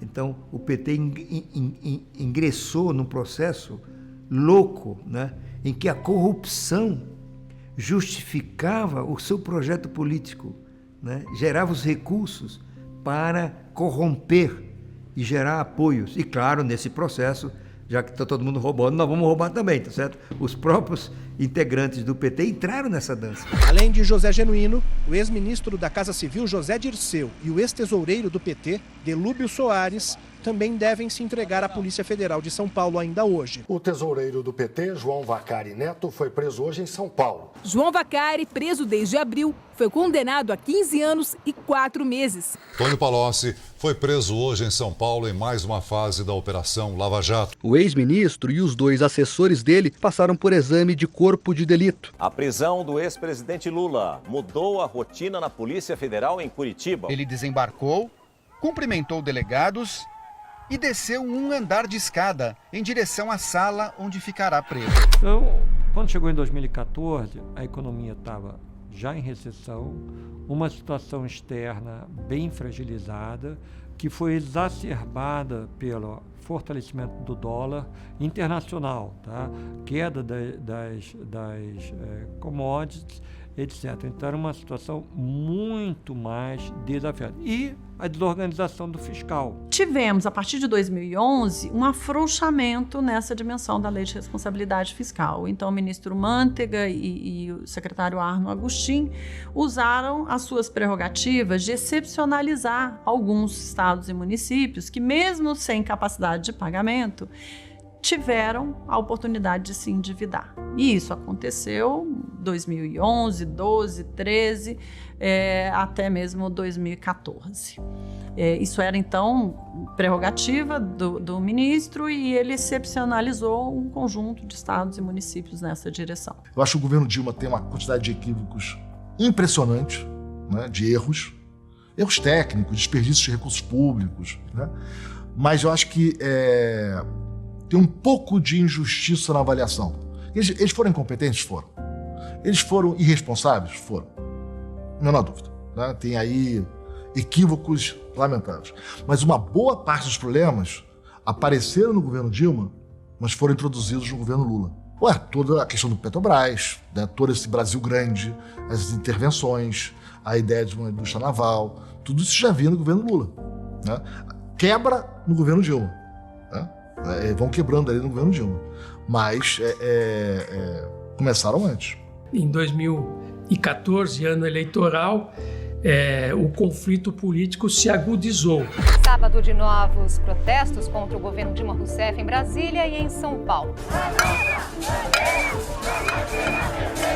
A concentração aconteceu em frente ao MASP, Museu de Arte de São Paulo.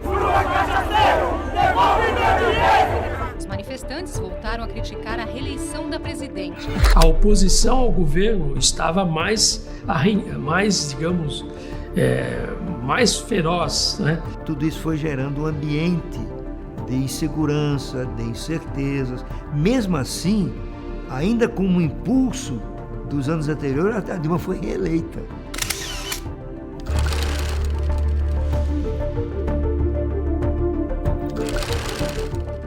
Olha, eu tenho a impressão que a Dilma, depois de ter feito o diabo, como ela disse, para se eleger, ela queria levar uma mensagem aos mercados.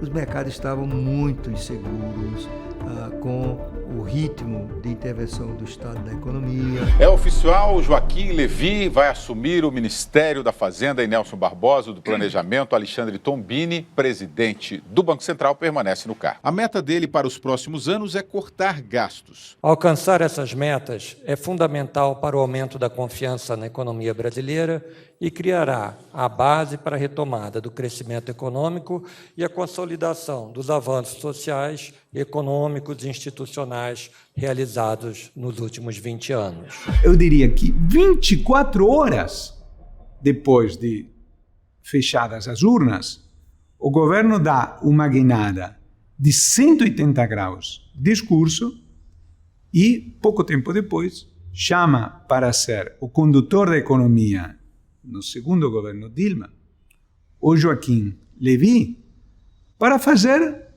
o oposto do que o governo tinha dito que faria.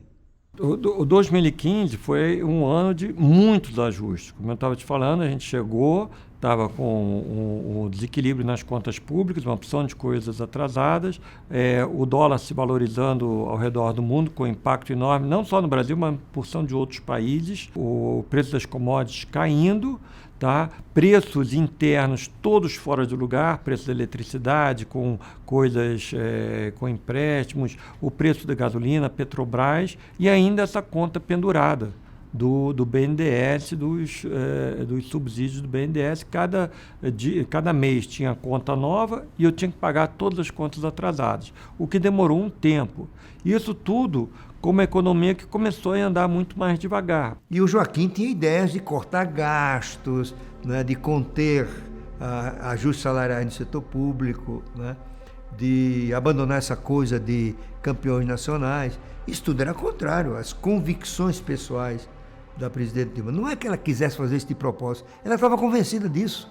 Ela estava convencida que aquilo que ela queria fazer era o correto. Era o incorreto, mas ela estava honestamente convencida, tá certo? Mas conseguimos saneamos o BNDES, eu acho que foram 25 ou 30 bilhões de reais que foi, o Banco do Brasil, Caixa Econômica. E aí surge uma crise política que é um inferno zodiacal, porque nós passamos a ter uma situação política muito difícil, com uma presidente da República evidentemente sem as características de habilidade política requeridas para essas circunstâncias difíceis, que entra numa guerra fratricida com a Câmara de Deputados, através da pessoa do seu presidente Eduardo Cunha, que começa a aprovar as chamadas pautas-bomba, que eram medidas fiscais com um enorme impacto sobre o gasto, pessimamente recebidas pelo mercado. Então foi causando um descontentamento. A Dilma se enfraqueceu politicamente com a Câmara, né? Estava brigando com a Câmara. A gestão do Joaquim Levy desandou de vez tudo, né? Então, o eleitorado da Dilma se sentiu traído. Nós vimos a desorganização política jogar mais lenha, né, nessa fogueira.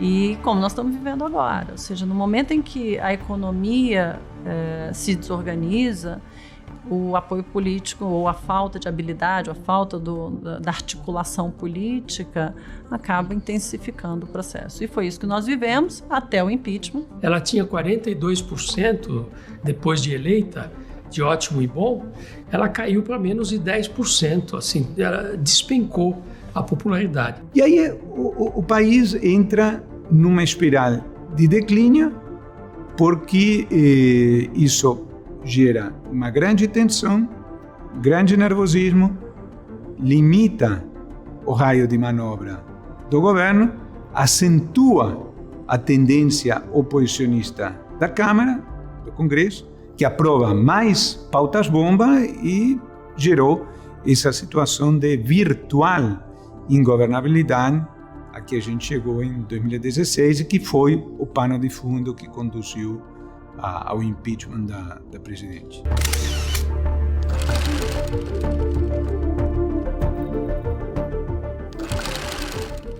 Olha, quando eu assumi o governo, eu trouxe o Congresso para governar comigo, não é? Por uma razão, você, presidente da República, você precisa da aprovação, do apoio do Congresso Nacional. Você manda projetos de lei, manda projetos de emenda à Constituição, as medidas provisórias precisam ser convertidas em lei, então você precisa do apoio. Eu estabeleci muita harmonia, porque, na verdade, não havia reunião de líderes em que eu não tivesse o presidente da Câmara e o presidente do Senado sentados ao meu lado. Prometo manter, defender e cumprir a Constituição, observar as leis, promover o bem geral do povo brasileiro, sustentar a união, a integridade e a independência do Brasil. Aí veio o Temer, com a sua equipe do Meirelles e do Guardia, que é uma equipe que eu considero do nível da equipe do Real. Essa equipe do Temer na economia, que aí de volta vai reduzir o tamanho do Estado, controlar as políticas. Política e economia caminham juntos, não é? Você tem que ter uma boa política econômica, fruto de uma boa atuação política. Então não há como distinguir política e economia, como se fossem coisas estanques ou coisas diferentes, né? Acho que elas caminham juntas, né? Uma boa política gera bons frutos econômicos, né? Quando eu assumi o Ministério da Fazenda, o PIB brasileiro tinha caído 5,2%. Era a maior queda na história do Brasil e a maior queda na história recente da humanidade de um país que não estava em guerra nem enfrentava uma depressão mundial. E aí, mérito da equipe econômica do governo Temer, que fez um belo ajuste, tentou mudar a transparência e arrumou, inclusive, várias estatais que estavam muito mal das pernas. A Petrobras conseguiu se recuperar, né? O Pedro Parente fez um grande trabalho ali de recuperar a Petrobras, estava com muitas dificuldades. E o Tesouro fez um trabalho realmente espetacular naquele período para recuperar os números, e não só do governo federal, mas também do governo dos estaduais. A equipe econômica dele era de tão qualidade, tão boa, e a lembrança da recessão da Dilma e dos erros de política econômica do PT eram tão vivas que, se você lembra, o governo Temer tinha feito a ponte para o futuro, né? Então ele tinha um projeto de governo. A ponte futuro é exatamente o que ele fez depois, reformas, privatização, redução do Estado, mas ele dava um norte, que era oposto ao intervencionismo do governo Dilma. E foi aplicado. Então ele chega falando de reforma da Previdência, ele fala da reforma trabalhista, ele retoma a privatização. É muito estranho, né? Ele fala da Previdência abertamente, enquanto ele vai perdendo prestígio no Congresso Nacional, ou na população, não no Congresso. Então ele consegue votar essas reformas, mas a imagem do George Gates, a imagem do homem correndo com aquela malinha de dinheiro, isso é muito forte. Isso não sai da cabeça da população. 17 de maio de 2017, Joesley Day, o dia em que vaza aquele áudio, né, em que o Joesley gravou o presidente Temer e durante algumas semanas se achou que poderia acontecer com o presidente Temer, que tinha acontecido com a presidente Dilma. Uma notícia bombástica abalou o Brasil. O colunista Lauro Jardim revelou no site do jornal O Globo que o dono do frigorífico JBS, Joesley Batista, entregou ao Ministério Público Federal uma gravação feita em março deste ano.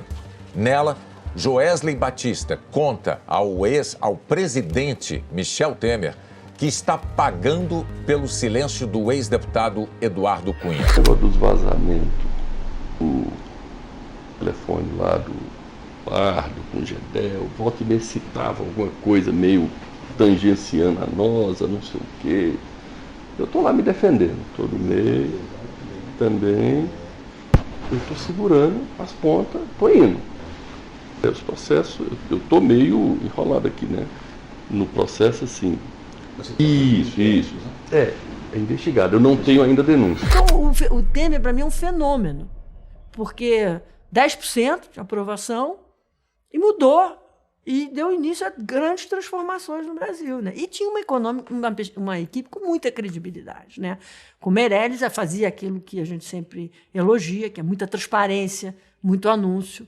No momento em que o teto de gastos foi aprovado, o que aconteceu? A confiança aumentou, risco país aumentou, investimento aumentou. Então, aquela recessão de junho de 2015 a maio de 16 de 5,2%, ela começou já a diminuir, etc., recuperar, e se nós medirmos do começo ao fim de 2017, já houve um crescimento de 2,2%.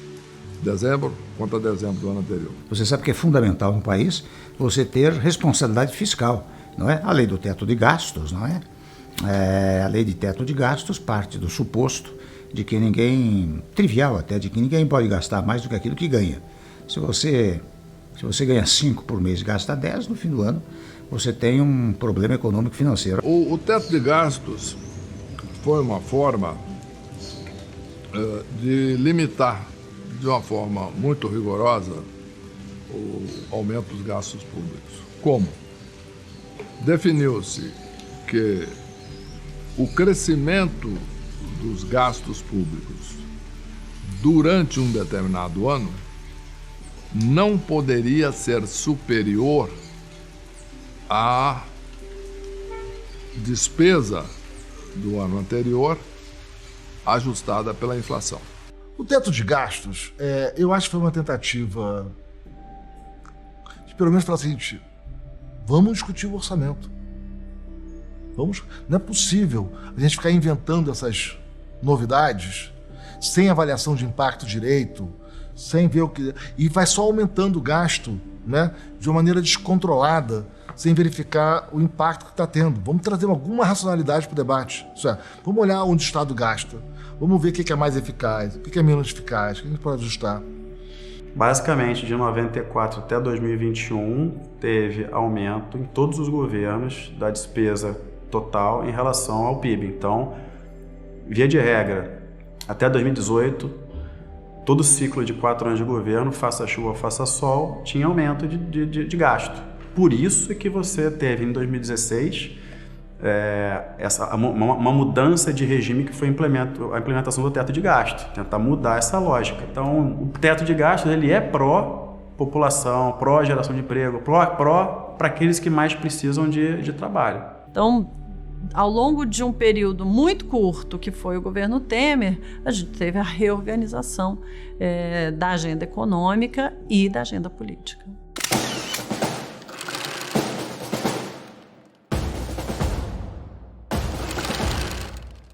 Olha, você vai escolher o presidente de uma empresa, a primeira coisa que faz é o seguinte: o que esse cara já fez antes? Já presidiu que empresas? Tem boas referências? A promessa era: o Brasil vai mudar para melhor. O Brasil vai surpreender o mundo. Vai contratar alguém para sua casa. Você pergunta assim: tem referência? Já trabalhou antes? Fala com quem empregou a pessoa antes. Estou falando óbvio. Enfim, foi um rosário de promessas que entusiasmou grande parte da elite brasileira. E o Bolsonaro, humildemente, suponhamos, né, dizia: não, quem vai me orientar é o Paulo Guedes, né? Olha, ele vinha dando sequência ao meu governo. Eu confesso a você que, em momento algum, ele fez qualquer crítica ao meu governo. Ao contrário, quando se manifestava sobre o meu governo, dizia: ainda bem que o Temer fez a reforma trabalhista, ainda bem que o Temer estabeleceu a reforma da Previdência, não é? Deu sequência ao meu governo, especialmente no tocante às privatizações, por exemplo. Porque o Guedes, ele vinha com uma proposta liberal, ultraliberal até, de privatizar todas as empresas estatais. Ele disse até quanto ia arrecadar R$1 trilhão, de vender todos os imóveis do governo federal, ia apurar outro mais R$1 trilhão, ia gerar superávit no primeiro ano de governo, iria abrir a economia. Só a promessa de arrecadar R$1 trilhão de privatização e R$1 trilhão com bens imóveis já mostra que a pessoa não entende nada de privatização, não sabe o que é uma reforma do Estado, esses números não existem e seriam impossíveis de ser alcançados. O Guedes recebeu um país mais ou menos organizado e conseguiu crescer em 2019 menos que o Temer. E existia um clima no final de 2019, de início de 2020, com um pouco de torcida do governo, mas um clima de, como se diz popularmente, agora vai. A pandemia pega o mundo inteiro e também o governo na contramão. Na China, um vírus misterioso surgiu na cidade de Wuhan. O vírus é uma variante do coronavírus, mas se sabe muito pouco sobre ele até agora. 2 pessoas que tiveram o vírus morreram. A China concentra a absoluta maioria dos casos desse novo coronavírus. São mais de 17 mil. Um turista chinês morreu em Paris. Os casos da doença passam de 9.300 em 20 países. O Brasil tem 433 casos suspeitos do novo coronavírus. No mundo inteiro, o número de pessoas infectadas pelo novo coronavírus passou de 100 mil. Poucas vezes vi uma mudança tão drástica em tão pouco tempo. Então o PIB começou o ano com uma expectativa de crescer, se não me falha a memória, em torno de 2,5%. E eu me lembro que nos primeiros dias da pandemia, eu fui chamado para dar uma palestra para os colegas do BNDES acerca do que estava acontecendo. Então eu me lembro que falei, olha, eu não descartaria um crescimento zero em função do que está acontecendo. E eu me lembro que 3 ou 4 meses depois, muita gente, eu inclusive, chegamos a trabalhar com a possibilidade de que a economia caísse entre 7% e 8% no ano de 2020. Claro, foi no auge do lockdown, quando havia dúvidas de como se daria o processo de retorno. Ainda não estava definido a ajuda governamental do auxílio do que se chama de Corona Voucher, e depois, felizmente, houve uma recuperação mais intensa e a economia acabou caindo, entre aspas, apenas 4%. Mesmo assim, uma das recessões mais importantes da história. É muito duro, porque se você olhando assim, em termos sociais, em termos mesmo de economia, em termos fiscais, foi um choque que ninguém esperava, um choque forte, né, que todo mundo teve que ficar fazendo basicamente quarentena em casa, todo mundo teve que se reinventar. Alguns estavam mais preparados, olhando para o setor privado, alguns estavam mais preparados em termos de tecnologia, outros não. Então, nesse contexto, obviamente, o desemprego aumentou e aí o governo foi chamado a fazer uma política anticíclica sob pena de que a gente tivesse uma situação efetivamente de explosão social por impossibilidade absoluta das pessoas de sobreviver. Eu confesso, veio a pandemia, né? A pandemia atrapalhou muito. Você veja, ele continuou naquela sequência de reduzir os juros, né? Reduziu os juros, mas agora, em face da pandemia, em face dos vários problemas, os juros estão sendo elevados novamente. Mas a síntese, penso eu, é que ele deu sequência ao nosso governo. A pandemia foi a constatação de que não havia prioridade, agenda e planejamento. Se a gente resgatar a campanha eleitoral, a agenda era reformas, abertura comercial, privatizações, eficiência, liberalismo. Nada disso aconteceu. Ele é um executivo bem-sucedido no sistema financeiro, né? Ele foi um formador de opinião durante muito tempo, né? Escrevia e tudo. Era uma pessoa conhecida.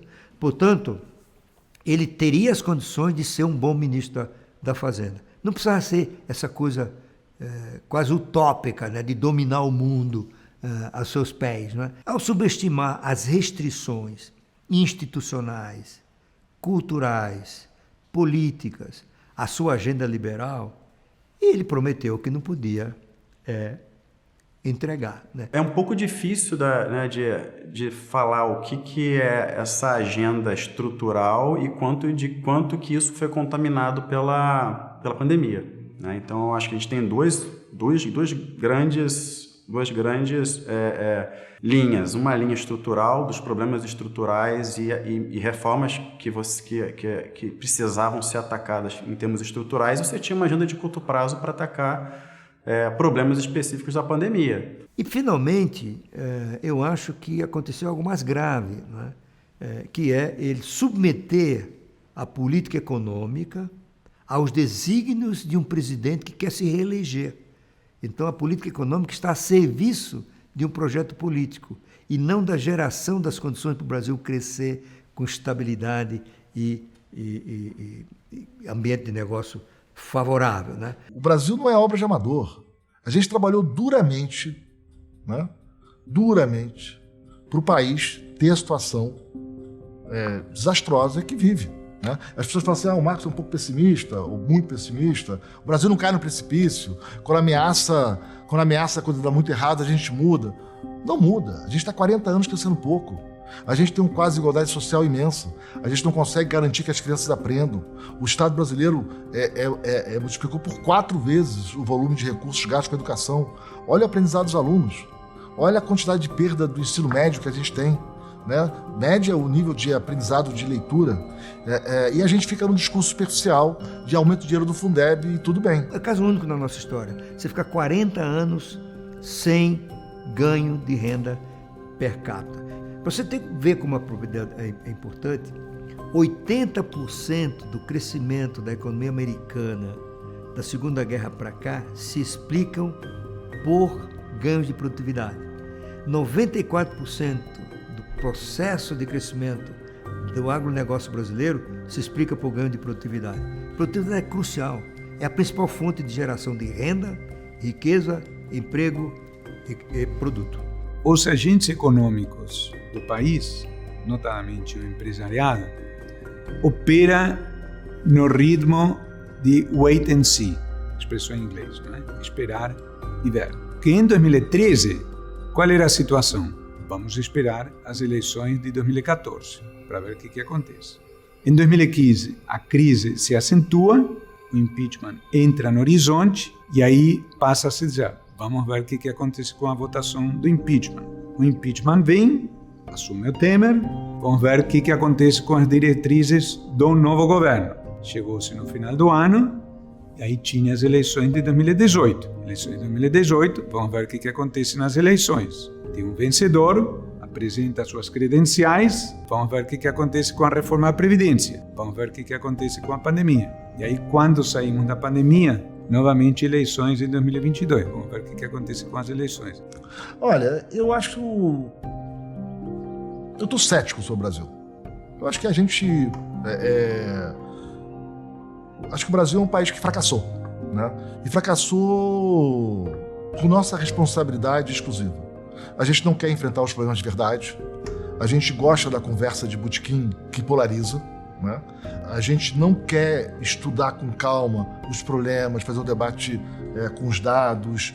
E aí, na retórica da política, o inimigo é sempre o outro. E o outro é o inimigo.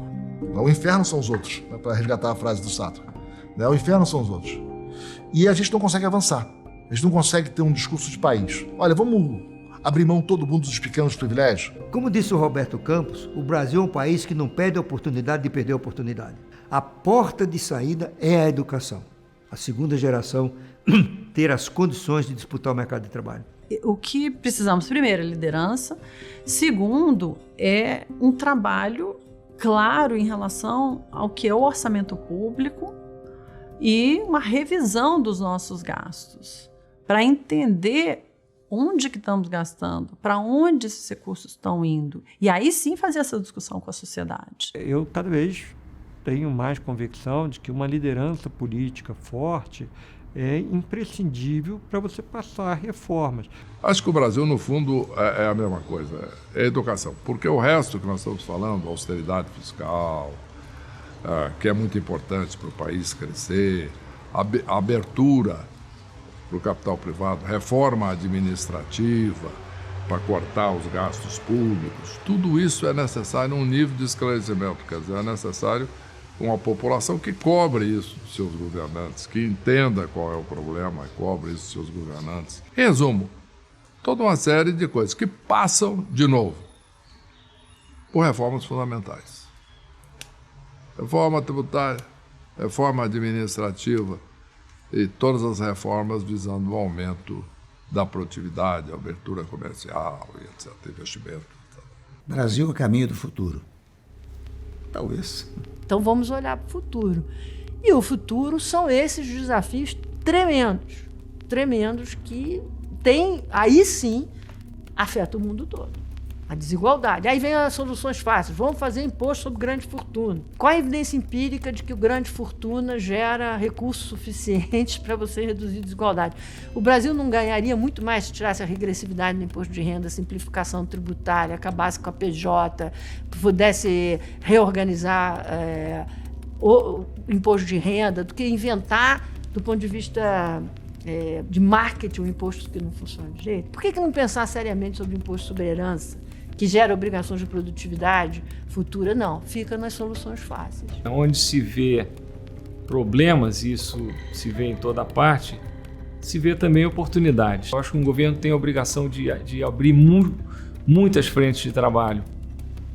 Todas, começaria em todas. Tem problemas na educação, na saúde, na área fiscal, no que se faz a respeito das desigualdades, na integração do Brasil com o mundo, e por aí vai. É um infinito de coisas.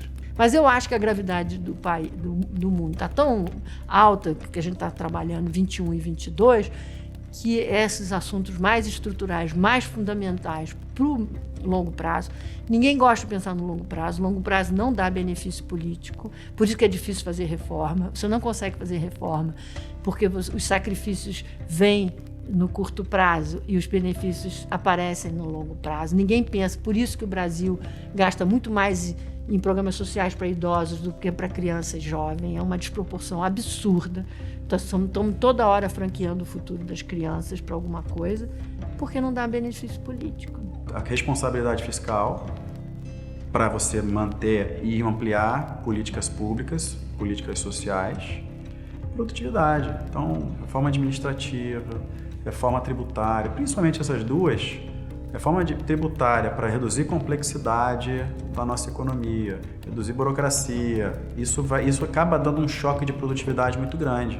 Obviamente que não tem lugar para um déspota esclarecido. Eu acho que o que o Brasil precisa é de um democrata, de um político democrata esclarecido, que tenha o jogo político, o sentido do jogo político, o entendimento de como funciona a política no Brasil, que tenha uma certa dose de pragmatismo, mas, ao mesmo tempo, seja um político que esteja comprometido com essas transformações que o Brasil precisa. O presidente ele deve ter tolerância, perseverança, diplomacia, paciência, né? Capacidade de articulação, mas sobretudo de comunicação. Como é que ele fala? Como ele se comporta, né? Para convencer a sociedade que esse é o melhor caminho a seguir, não é? De ter capacidade de enfrentar os dissabores, né, da oposição a essas ideias, tentar ganhá-las pelo convencimento e não pela brutalidade da acusação, né? Isso é o fator mais determinante, que tenha confiança da população, porque aí você faz e os outros acreditam e vão juntos, né? Enfim, problemas não nos faltam. Pode ser Estado excessivamente intervencionista em vários aspectos, regulação ruim em várias coisas. Então, mas como é que acerta isso, entende? Você acerta elegendo um bom presidente da República. Esse ponto é frequentemente esquecido. Olha, acho que qualquer pessoa que virar presidente em 2023 tem que resgatar uma tradição que eu acho muito importante, que é o discurso nos Estados Unidos, que é o Estado da Nação, State of the Union.